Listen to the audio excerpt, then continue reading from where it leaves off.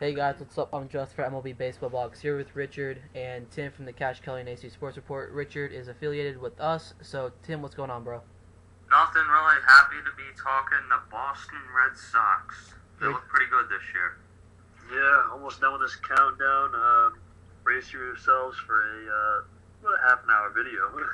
Yeah, we have a lot to cover about this Boston Red Sox team. This team had a record-wise not that good, but this season they're gonna probably win. They're gonna win 100 games this season. So here's a quick sum up from last season. They had an 89-73 record.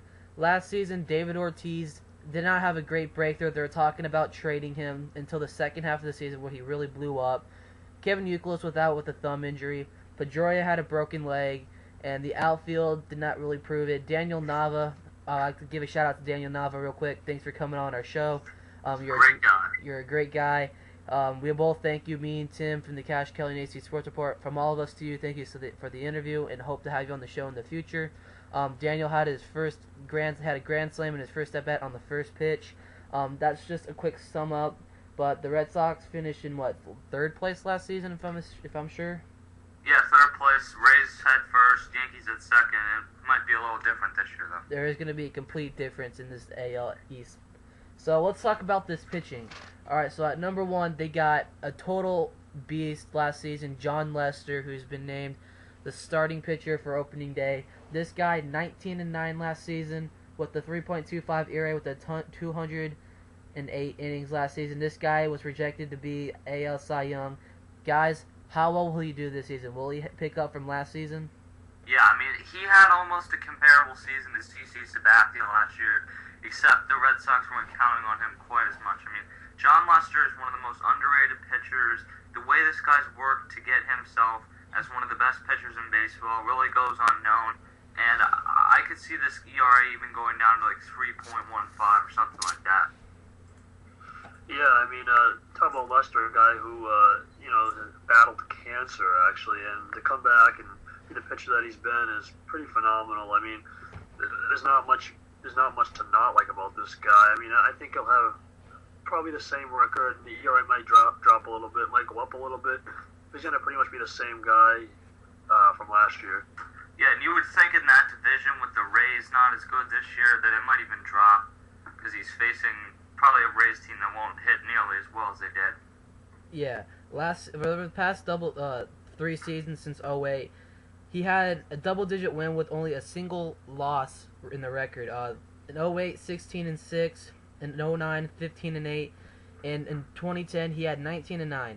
Do you think this guy's gonna win 20 games this season? 20, that might seem like a little high to me. I think 18 or 19, though. So certainly 20 could happen. Yeah, I mean, 20 is a pretty hard milestone to come by. He definitely has the stuff to do it, but I still think it'll be 18 and 19. He could be 18 and 9. He's gonna be 18 and 19 as a win-loss record. No, he's going to win 18 or 19 games. Alright, I mistaken that. On to their number 2 pitcher. This guy, Clay Buchholz. This guy is a good pitcher. 17-7 last season with an ERA really, really low at 2.33 with 173 innings pitched. Is this guy going to be a 20-game winner this season? He'll be close. I mean, the Red Sox continue to produce these homegrown talents that just for some reason go unnoticed in national media. 2.33 ERA is tremendous. Normally you would look for a Cy Young guy to throw 200 innings, and he threw only about 170-some. So the innings weren't quite as high, and that's something he's going to have to work on. But I think other than that, I mean, this guy's one of the better pitchers in the league right now. Yeah, I like Buchholz a lot, but I mean, the ERA is going to go up. There's no way that he can maintain that ERA.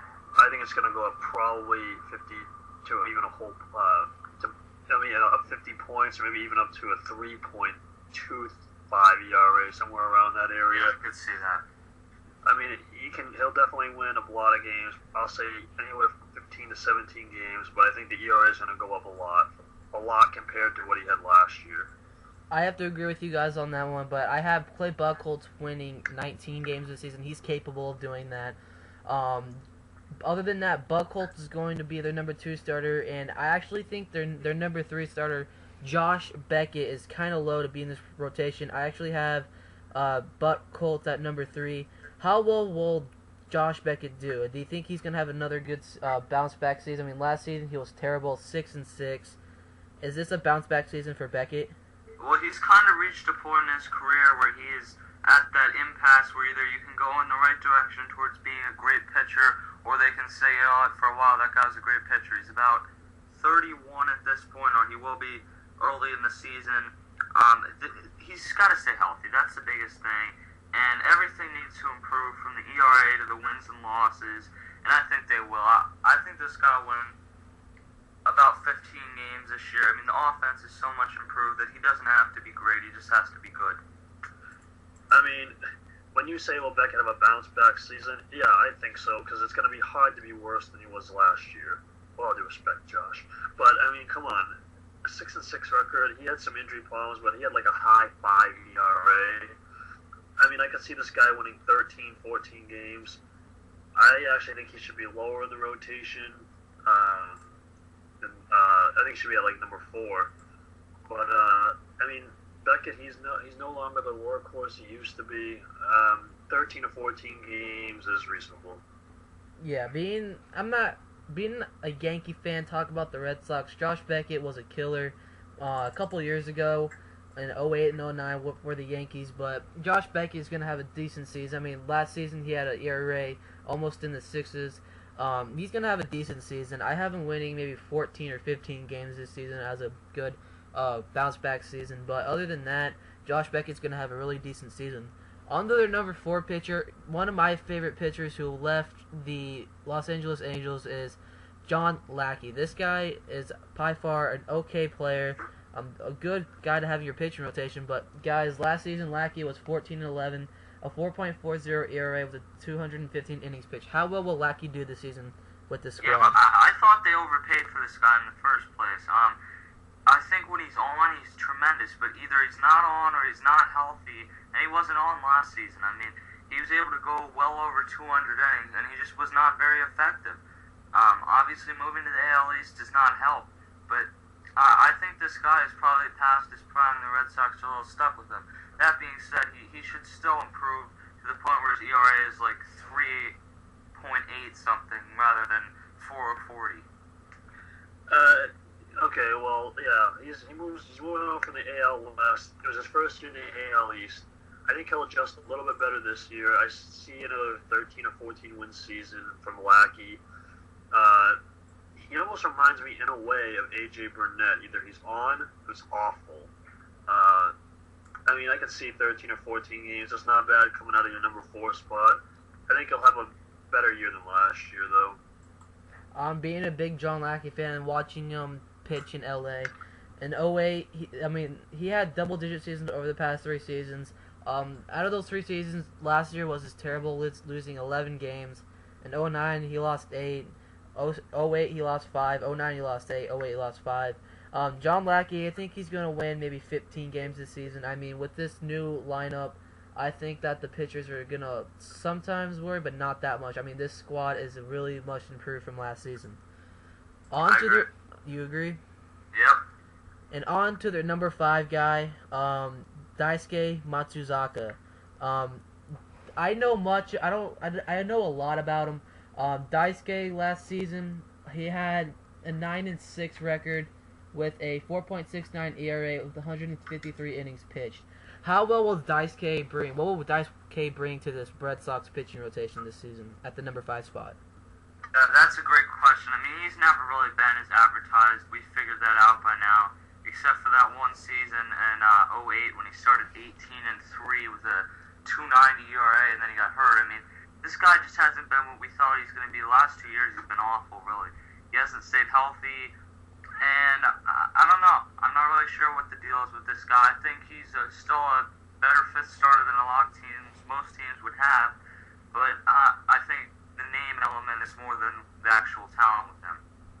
Yeah, I mean, Daisuke, a lot of struggles. Like Tim said, that one really good season.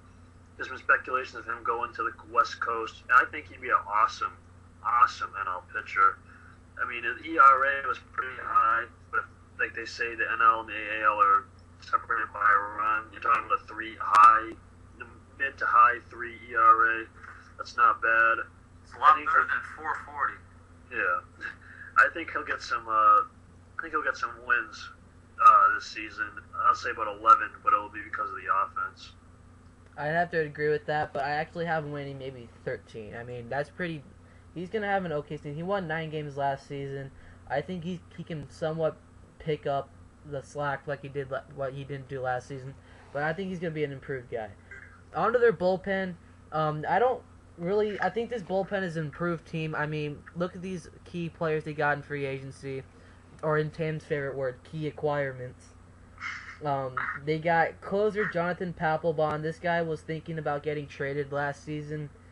He was acquired by a mystery team that was actually reported, but he didn't actually go to that team. He was 5-7 with a 3.90 ERA with a 67 strikeout. This guy is very young. Guys, how many saves do you guys have for this guy? This guy had 37 last year. Do you think he's going to hit 40 saves this season for the Boston Red Sox? I think he will have a bounce back year from last year where he really was kind of shaky. I think he blew like 6 saves, which isn't terrible, but it's not Jonathan Papelbon style. I think he'll have 40 saves. I think it'll only be 40 because I think the pitching will go a little deeper into games this season. But I think he'll have a bounce back year. If not, they have 2 options of Daniel Bard, who's a hard throwing righty, who is the closer in waiting. It's just a matter of when.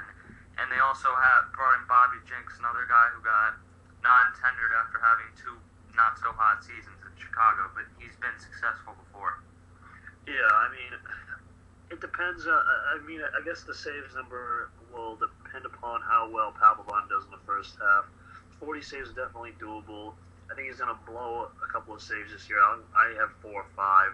But, if Papelbon isn't so hot and they move to like a setup role, like Tim said, they have Bobby Jenks and Daniel Bard who can fill his shoes. I don't think the back end of this bullpen has any problems at all. Whether Jonathan Papelbon's closing or a setup guy, even if he's traded, I believe that this back end of this bullpen is pretty solid.